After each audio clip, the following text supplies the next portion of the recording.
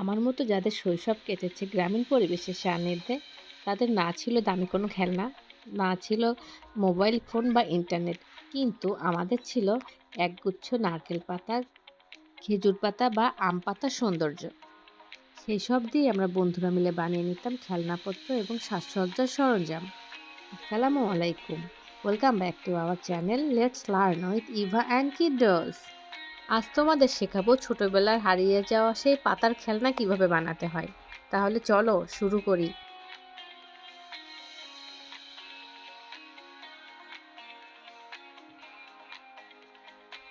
প্রথমেই বানাবো আমি খেজুর পাতার চরকি। এই চরকি বাতাসে খুব সুন্দর করে ঘুরে, দেখতে খুব সুন্দর দেখা যায়।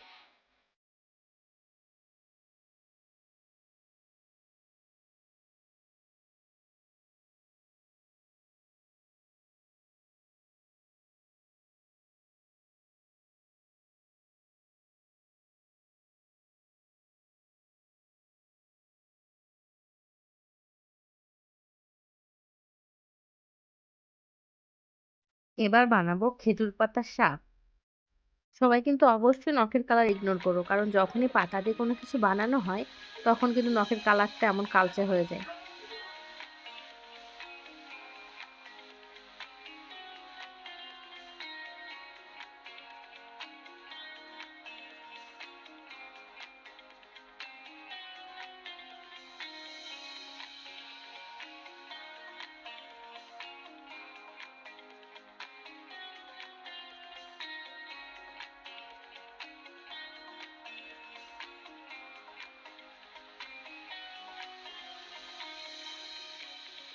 এবার বানানো হবে খেজুর পাতার ঘড়ি। এই ঘড়িটা কিন্তু নারকেল পাতা দিয়ে অনেক ভালো হয়।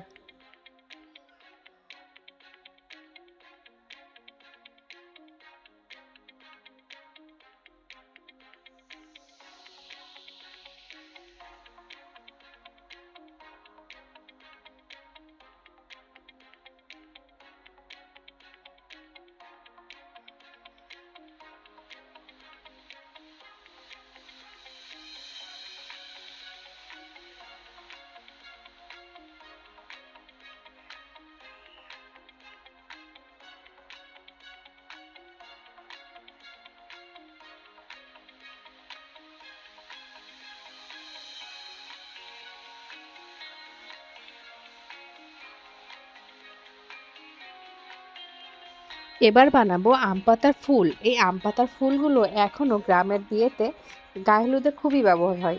এই ফুলগুলো দিয়ে গায়ে হলুদের ঘর সাজায়, তারপরে বাড়ির গেট সাজায়।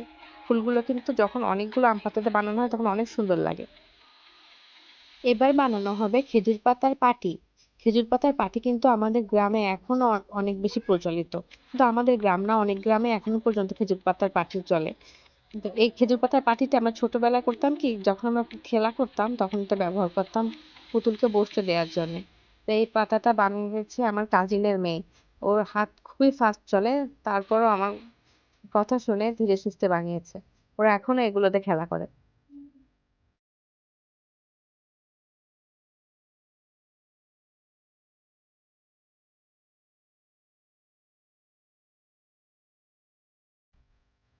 এবার ও বানাবে আম পাতার ব্যাগ। একদম খুবই ইউনিক একটা আইডিয়া।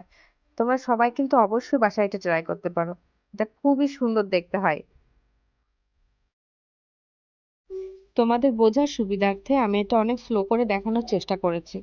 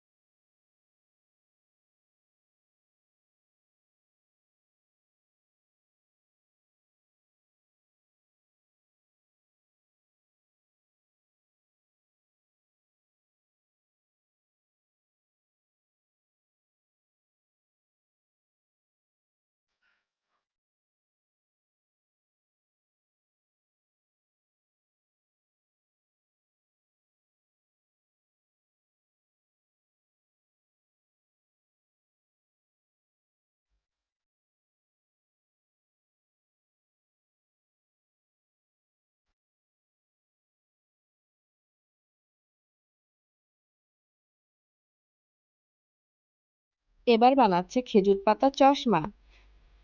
চশমা বানাতে হয় কিছুটা ঘড়ির মতো করে।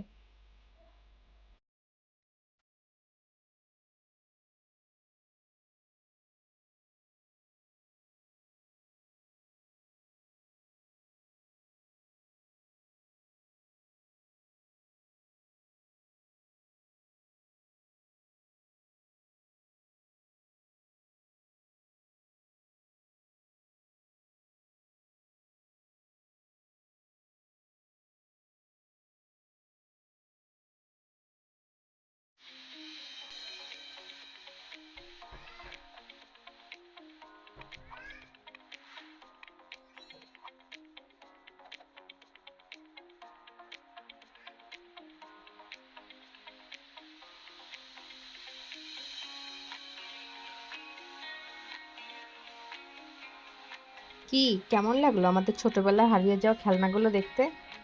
যদি ভালো লাগে অবশ্যই কমেন্টে জানিও। আর আমাদের ভিডিওটি লাইক ও শেয়ার করতে ভুলো না কিন্তু।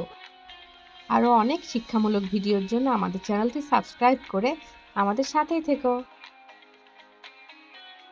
সবাই ভালো থেকো। ফি আমানিল্লাহ। আল্লাহ হাফেজ।